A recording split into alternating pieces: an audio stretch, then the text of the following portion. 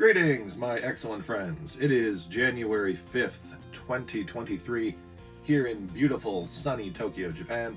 Got the Hobby Drifter here once again, back after a long absence. And when I say back, I mean back here in Japan. That's right, I actually left the country for the first time in 5 years. Didn't mean to stay for quite so long at this stretch, but obviously with the pandemic still going on, entry into and out of the country has been difficult. But as of just a few months ago, those restrictions were relaxed a little bit, and it's nice that they were relaxed because I sure as hell wasn't. So I want to just talk a little bit today about some of the procedures leaving and coming back to Japan. You're probably not going to get a whole lot of information out of the leaving Japan, coming back thing, but you might be interested in some of the re-entry procedures. And I really wish I had someone to explain this to me before I did it. As I said, I've been gone for 5 years, and family and friends were getting a little bit antsy with not seeing me for a long time. So I bit the bullet, and it was a $3,000 bullet for economy fare, and went back to Chicago for a very lovely week and a half. Saw family and friends. So, story time. I flew back to Chicago right in the middle of that ridiculous blizzard / cold snap or whatever. It was minus 20 something degrees in Celsius, minus like 40 Fahrenheit, like with the wind chill. Just awful. Morning flights out of Tokyo were canceled, which meant that the evening flight I was on was absolutely slam packed with all these rebooked passengers. And honestly, until we were boarding the plane, I didn't even think that I wasn't sure that we were actually going to take off, and I was worried the whole way that we were going to have to stop in like California or something. Fortunately, none of that happened, and we did make it all the way to Chicago. So, leaving from Japan to go back to the U.S., there was really nothing different. They didn't check for COVID test or vaccination results if you were an American citizen. And despite having permanent residency, I am still an American citizen, so they didn't really stop me from doing anything. I believe that if you were a Japanese citizen or citizen of some other country, there would be more procedures. But for me, still technically American, nothing. No vaccine check, no negative PCR test, just the wonderful, smooth Haneda boarding procedures where it's just, you just walk on through. Don't have to take off your shoes, don't have to take off your belt or anything. You do have to empty your pockets, but I mean, everyone is very, very polite, very friendly, and very helpful if you're having trouble. I fly internationally so rarely, even before this, that every time I go, like, the procedures are different. But this was very smooth. As an American going back to America, yeah, same as your standard flight.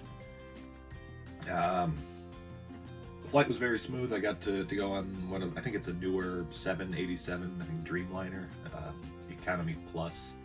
Great movie selection. The flight attendants were very friendly and very helpful. Comfortable, even though, you know, I'm like 6'3", just about enough legroom to cross your legs if you need to. Very, very nice. Credit to whoever made this plane, and for once, the service at United was quite good. When I gave them a 9 out of 10 on their service.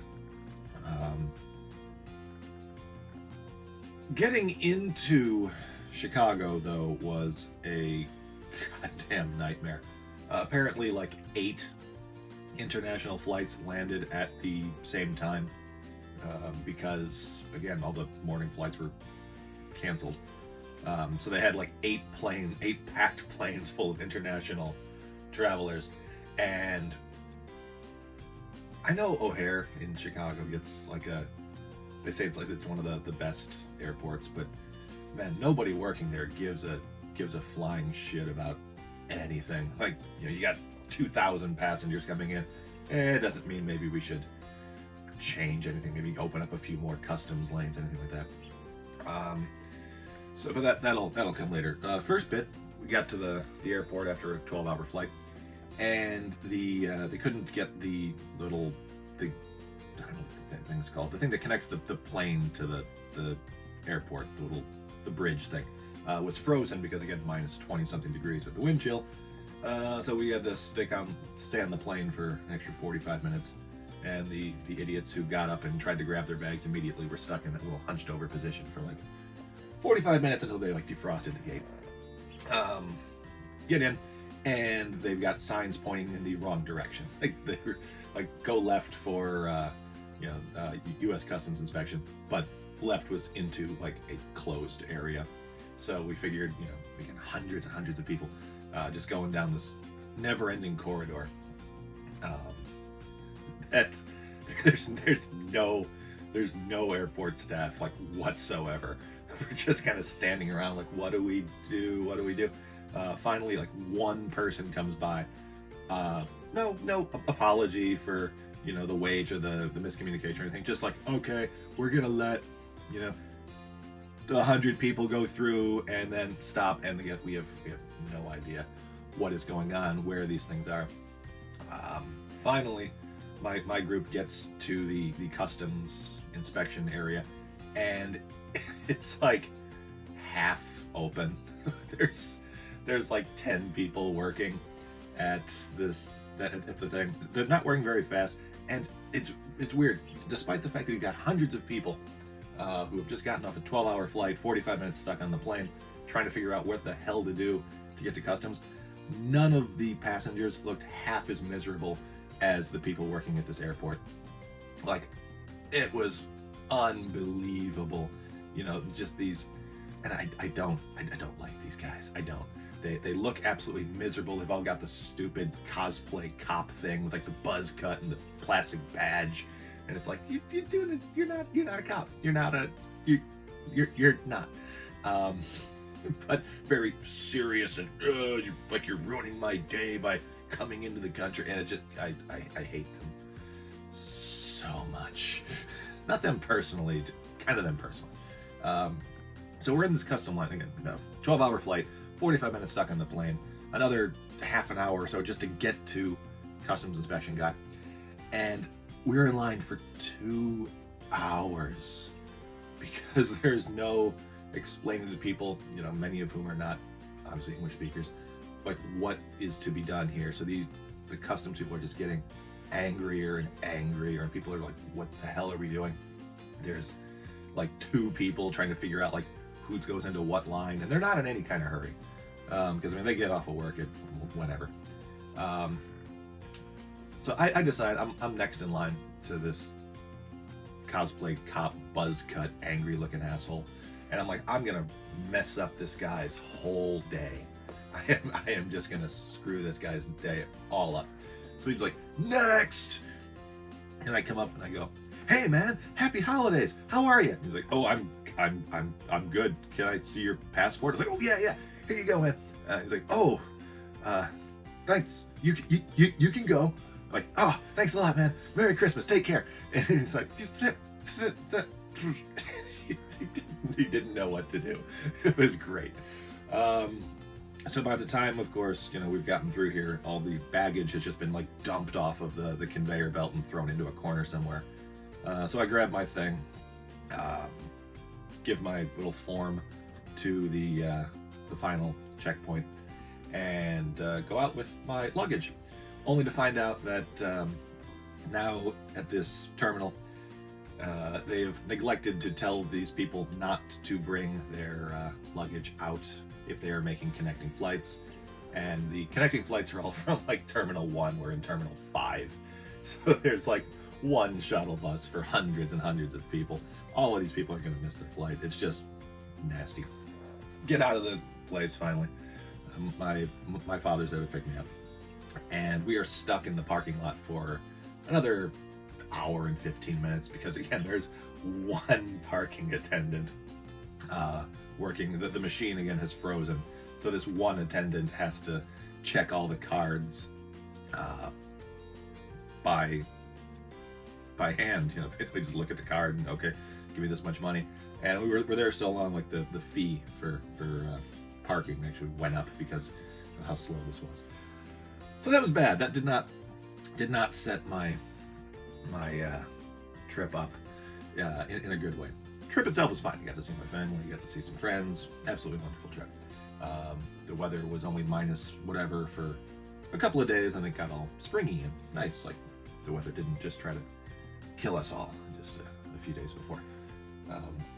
But as my return to Japan was coming up, I started to get more and more worried because I could not get a straight answer of exactly what I needed. So I mean, I did everything for this. I had my the app, the vaccine app that you can get on your phone in Japan, along with the paper certificates that you get, like the little sticker thing once you get your shots.